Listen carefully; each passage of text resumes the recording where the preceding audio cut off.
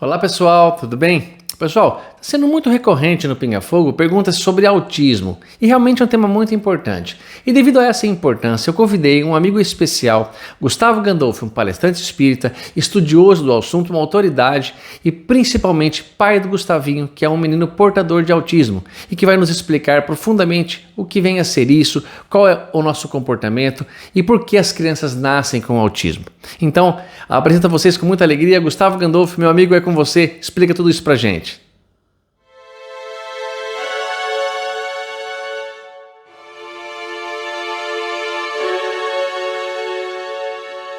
Olá, meus amigos.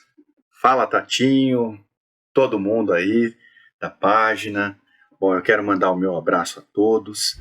Agradecer ao Tato pela oportunidade de estar aqui, podendo conversar bem rapidamente sobre o tema do autismo, que parece que recorrente aí no Pinga Fogo. O Tato com esse carinho, com essa generosidade, que poderia ter respondido aí para todos já, mas como ele é muito generoso, ele compartilha com os amigos a possibilidade também da gente sempre enriquecer, ou tentar enriquecer com participações dos outros amigos, a fim de construir um conceito ou uma ideia melhor sobre o tema, né? E por que a pergunta, né, que o Tato me enviou aqui da Flá, né, a Flávia Cristina Garcia, e Flávio Tato falou até para mim aqui, ó, pode chamá-la de Flá, Gu. Então, para Flá e de todos os nossos irmãos que talvez perguntem, né, por que nascem as crianças autistas? Bom, a gente pode analisar essa pergunta de dois aspectos. Vamos falar do mais simples, o aspecto estritamente biológico, material, uma visão apenas no sentido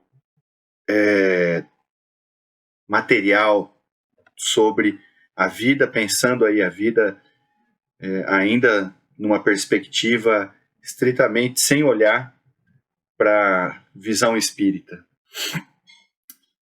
Não temos uma resposta. A resposta é essa, Flá, no aspecto estritamente material, tá?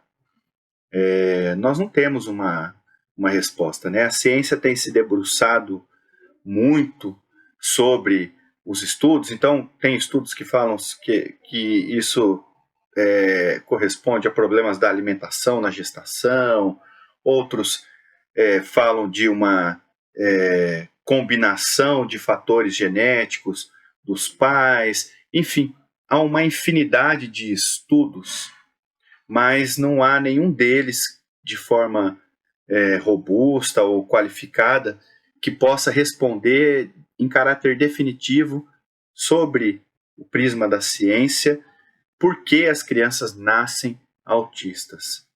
Então, esse é o primeiro ponto. Então, nós não temos aí, pela ciência, uma resposta para essa questão em caráter definitivo. No entanto, nós estamos aqui num pinga-fogo, onde nós olhamos a vida à perspectiva da doutrina espírita. E quando nós olhamos para a vida à perspectiva da doutrina espírita, isso se amplia, né? Aí essa compreensão tão limitada e ainda tão, às vezes, sem respostas que a ciência possa nos dar, a doutrina espírita vem e descortina tudo isso. E como nós dizemos, é sempre importante nós voltarmos à base. E qual é a nossa base em sendo espíritas? A nossa base é Kardec. A nossa base é a codificação. Então eu gostaria de fazer aqui rapidamente, trazer pontos que vão construir talvez essa nossa resposta, ou contribuir para essa construção dessa nossa resposta. Vamos pegar aqui, Tato, meus amigos, aqui no Evangelho segundo o Espiritismo, tá certo? Logo no capítulo 2, tem um tópico aqui no capítulo 2, que é o item 5, que são instruções do próprio Kardec. Esse item Kardec chamou de ponto de vista. Vejam que interessante. Kardec diz o seguinte, que a ideia clara e precisa que se faz da vida futura proporciona inabalável fé no porvir, fé que acarreta enormes consequências sobre a moralização dos homens, porque muda completamente o ponto de vista sobre o qual encaram eles a vida terrena. Ou seja, o que Kardec está nos dizendo aqui é que se a gente for olhar só sobre um aspecto material, a vida, nós vamos às vezes ficar aí sem essas respostas. Nós não vamos encontrar as respostas que nós desejamos, né? Mas nós precisamos olhar a vida sobre o prisma da imortalidade, sobre o prisma, sobre um outro ponto de vista, desse ponto de vista do espírito imortal, do espírito que segue vivendo independente da morte biológica do corpo. E nesse mesmo item, o ponto de vista, Kardec vai nos dizer que as encarnações, elas são solidárias umas às outras. Eu vou pegar aqui o texto como está, vou tentar aqui, mas ele nos diz que essas encarnações, elas são solidárias umas às outras. Então, aqui, olha, mostra a solidariedade que conjuga todas as existências de um mesmo ser. No item 7, aqui desse capítulo Ponto de Vista, a solidariedade das encarnações. Então, primeiro, vamos olhar para o espírito como sendo um espírito imortal. Em sendo um espírito imortal, ele, hoje ocupa o lugar de Gustavo, ocupa o lugar de Tato, de Thaís, de Flá, enfim, de quem for. Mas essa existência, Gustavo, Tato, Thaís, é uma existência minúscula ante a enormidade das inúmeras existências, das inúmeras reencarnações, que esse espírito foi tendo durante todo o seu tempo. Então, a gente precisa olhar, começar a olhar para essa pergunta, para esse tema, a partir daí. O que nos trouxe até aqui hoje, Gustavo, o que nos trouxe até aqui hoje, Tato, foram todas essas construções de existência que nós fomos fazendo durante esse tempo. Que nós fomos vivenciando e experimentando através dos erros, dos acertos, dos ajustes, dos desajustes que nós temos durante o nosso tempo até esse momento como espíritos imortais.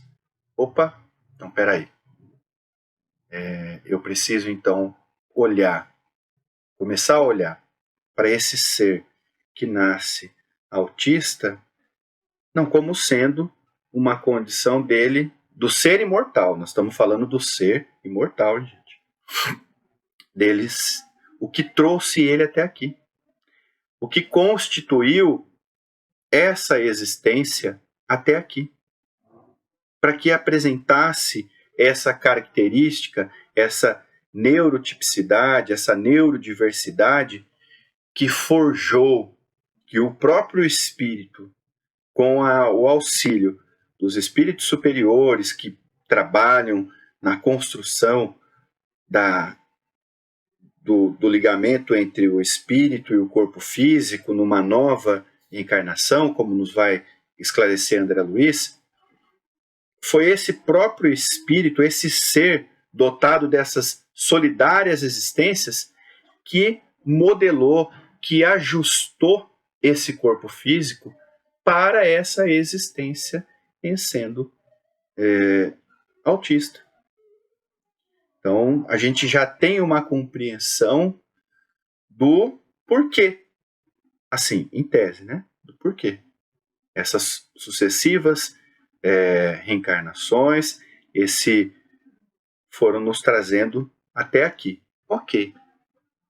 E aí nós precisamos entender, né? Mas por que uma pessoa talvez venha a nascer com uma neurodiversidade, com autismo, com a pessoa nasça com deficiência ou com tantas dificuldades, outros nascem tão bonitos assim como o Tato, né?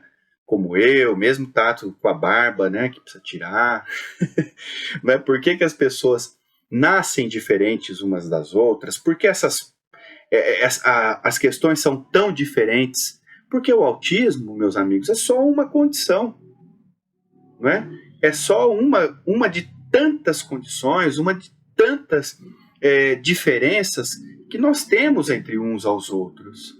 Isso não nos faz melhores nem piores. Isso não nos coloca numa condição de superior ou de inferior. Isso diz respeito, particularmente, à existência daquele espírito e também àqueles que estão envolvidos diretamente no contexto reencarnatório desse espírito. E aí, então, nós precisamos avançar um pouco mais na própria doutrina espírita e voltarmos ao Evangelho segundo o Espiritismo. Então, nós vamos lá para um outro capítulo, né?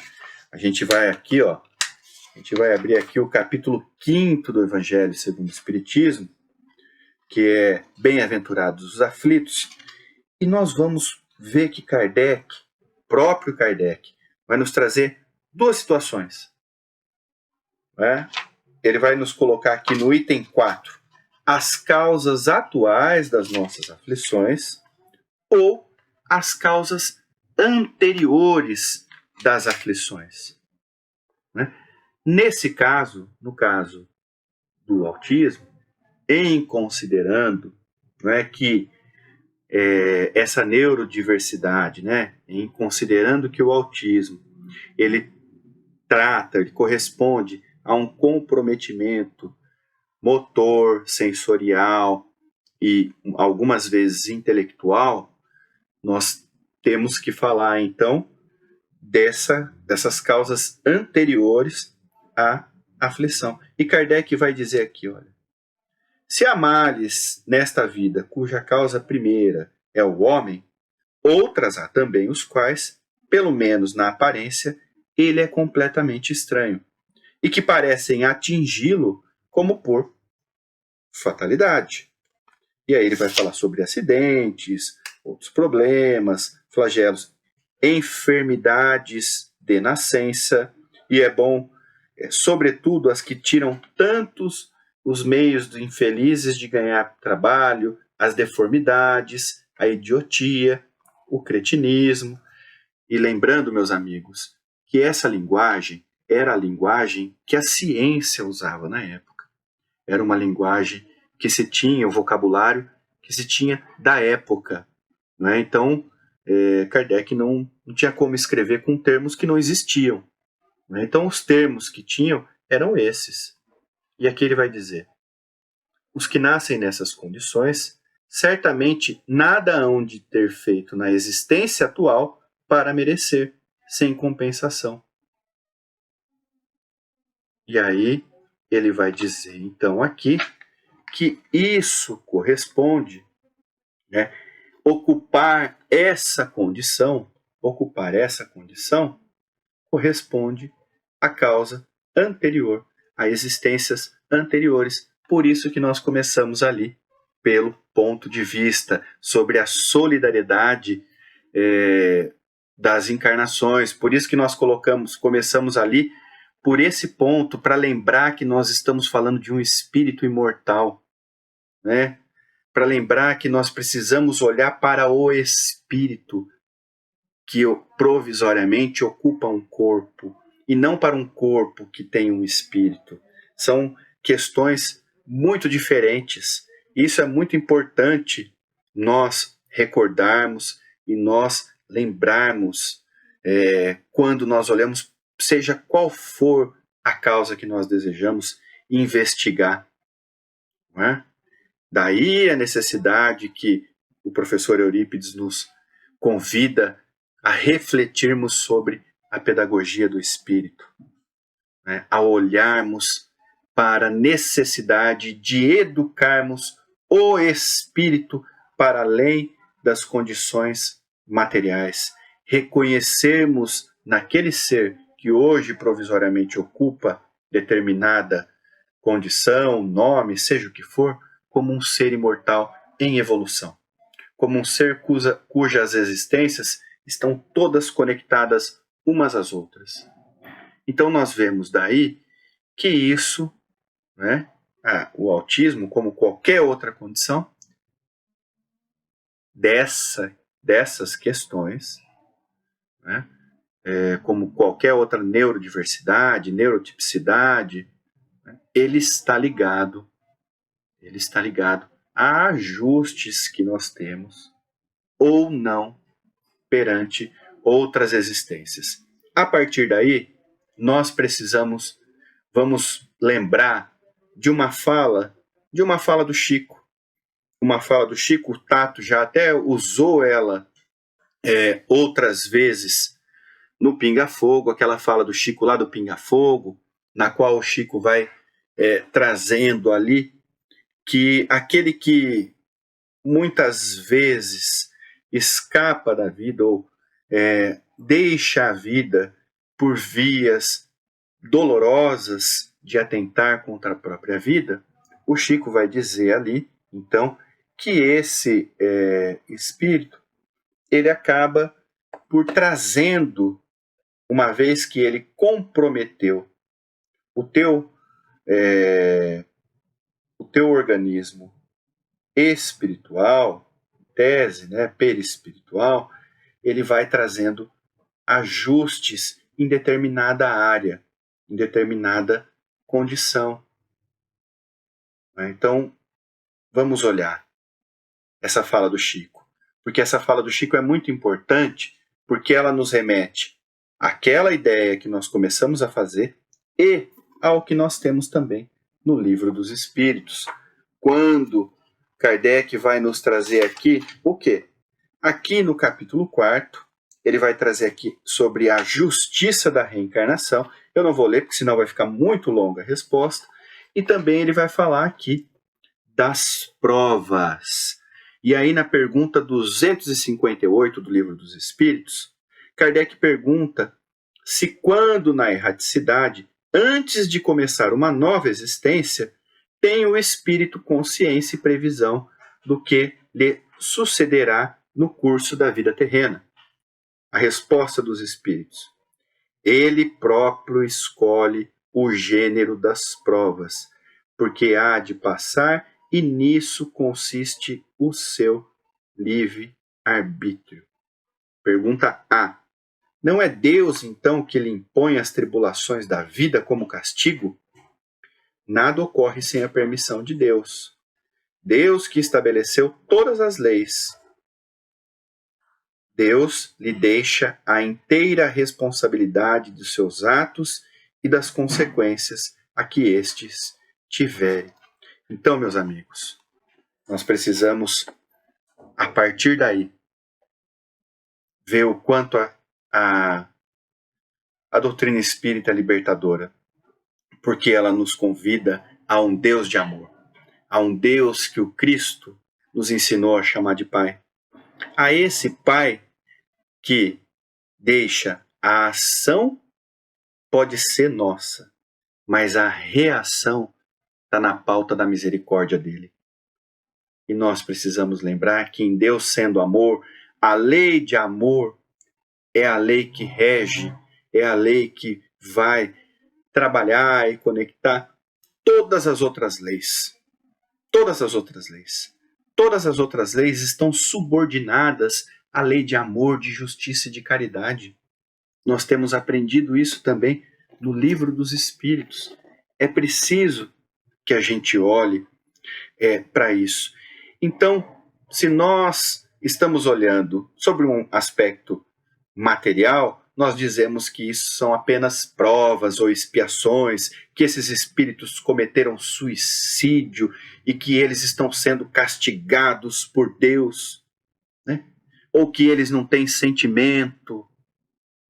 Infelizmente, nós vemos até palestrantes renomados dizerem que autistas nascem desprovidos da capacidade de expressar os próprios sentimentos ou de sentirem, né, de forma profunda o sentimento. Isso não é verdade. Eu digo por mim como pai de pessoa autista, e eu acredito que todos que tiverem filhos autistas aí podem também desmentir isso. O Tato, né, conhece o meu filho, Gustavo, e sabe o quanto o Gustavo é dotado de sentimento, é dotado de emoção e consegue expressar e trazer as suas emoções, sim. Que esse olhar ou essas respostas muitas vezes não encontram amparo, não encontram agasalho na doutrina espírita. Né? Então, por que, né, que nasce? Então nós podemos compreender. É o espírito quem escolhe as suas provas. E ele pode escolher, então, a prova de trabalhar, de reencarnar, a prova de reencarnar como uma pessoa autista para muitas coisas. Primeiro, trazer progresso para os outros. Porque se nós não tivéssemos os nossos irmãos autistas reencarnados, como que nós progrediríamos socialmente, moralmente, a ponto de pensarmos de uma inclusão no sistema educacional, numa inclusão sensorial, numa inclusão como sociedade? Como é que nós olharíamos para as pessoas? Não é?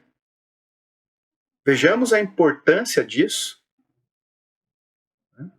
Vejamos que forma significativa que nós temos de auxiliar a humanidade em ocupando uma condição de fazer com que o progresso possa existir, que a gente consiga.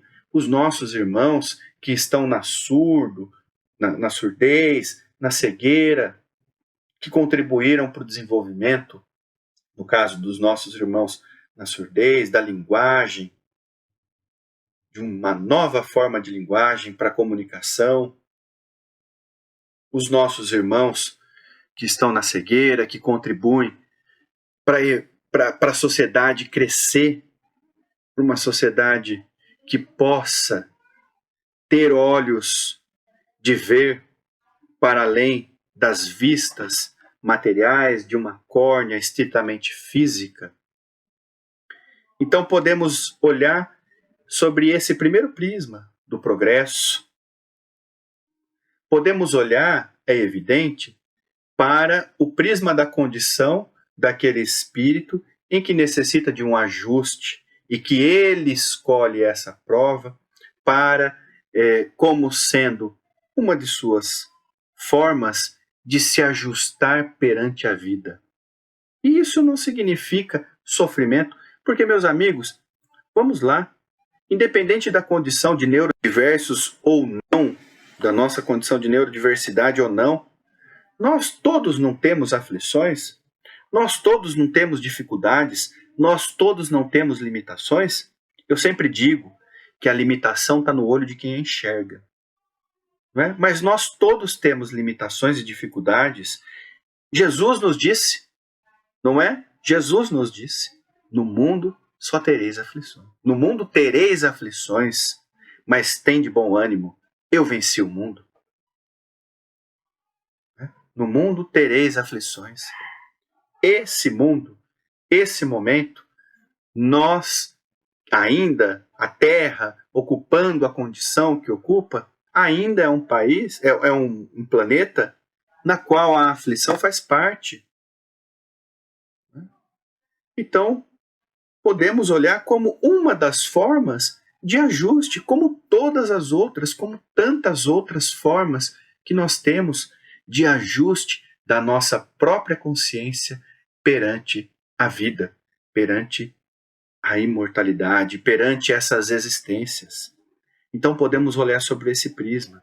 Um outro prisma ainda que nós podemos olhar para além disso, uma necessidade de crescimento, de paciência, de compreensão, de amor, de se maior entrelaçar os vínculos afetivos entre os familiares, entre aqueles que reencarnam juntos.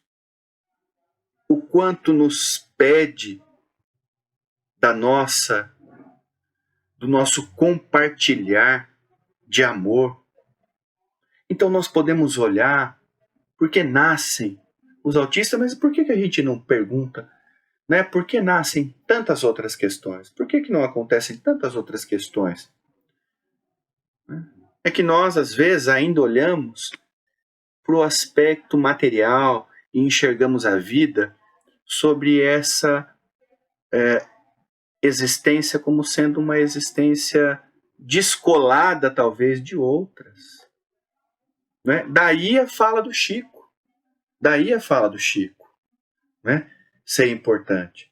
Muitas vezes, né, aqueles irmãos que se comprometeram nesse ajustamento, eles trazem essas questões para responder perante eles mesmos e perante a vida dos ajustes que eles precisam. E aí as escolhas das provas. E olha o que nós temos aqui também na doutrina espírita, no céu e inferno. Nós vamos ter aqui o Código Penal da Vida Futura, lá na primeira parte, no capítulo 7. Vale a pena olhar, né? Vale a pena olhar o que tem aqui. É primoroso, porque olha o que diz o artigo, pelo menos aqui o artigo 1º e o artigo 2º. Né? O artigo 1º.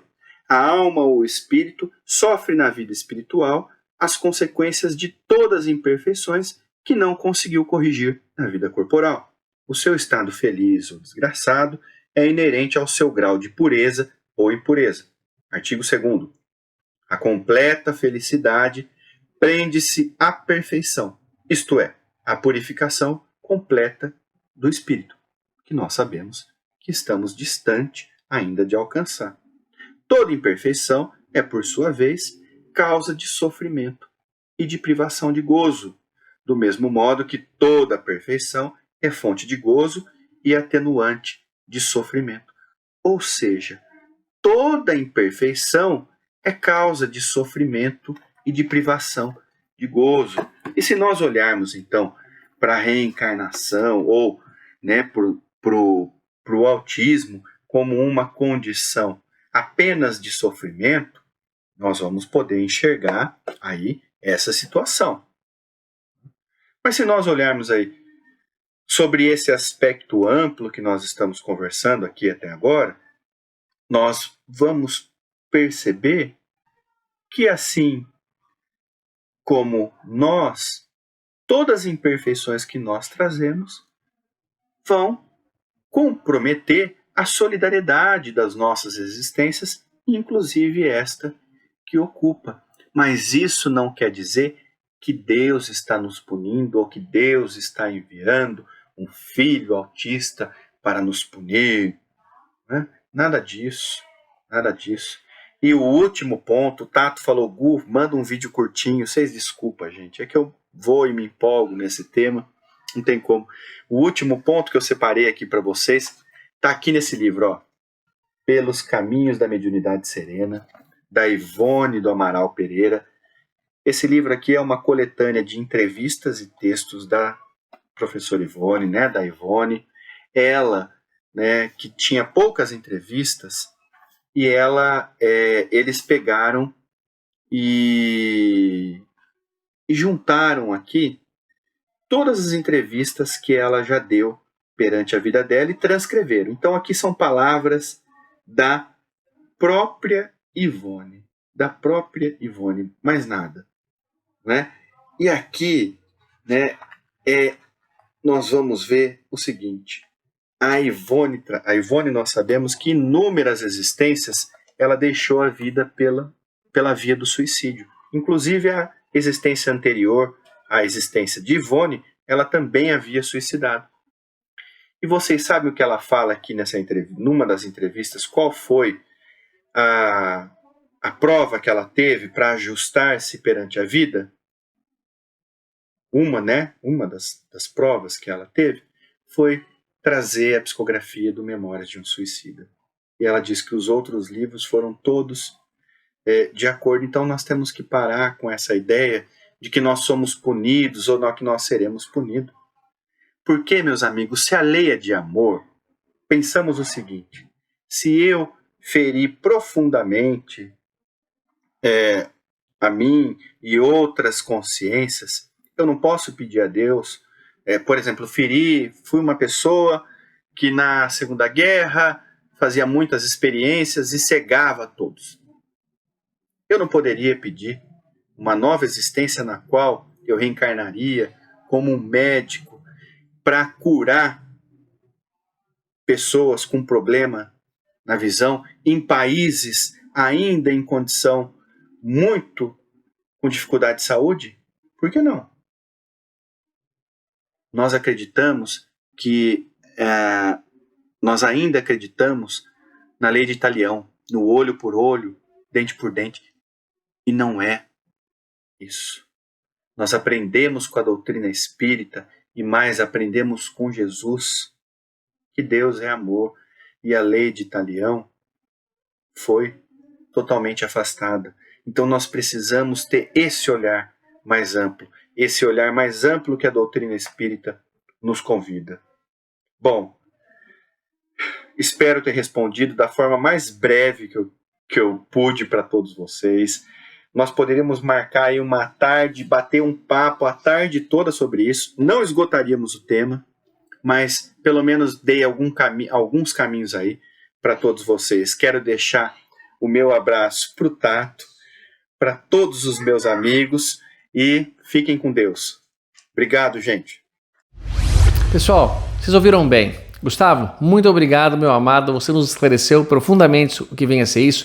E acima de tudo, você vive essa experiência desde que o Gustavinho veio para a Terra, seu menino maravilhoso e portador do autismo. Então o que devemos fazer, pessoal, é amar a nossa parte, a nossa participação. O nosso trabalho com Jesus é amar as crianças com autismo, como todas as outras, mas ajudá-las a se desenvolver, porque essa encarnação é só um flash na nossa existência e voltaremos ao mundo espiritual com muito mais valores do que aprendemos aqui.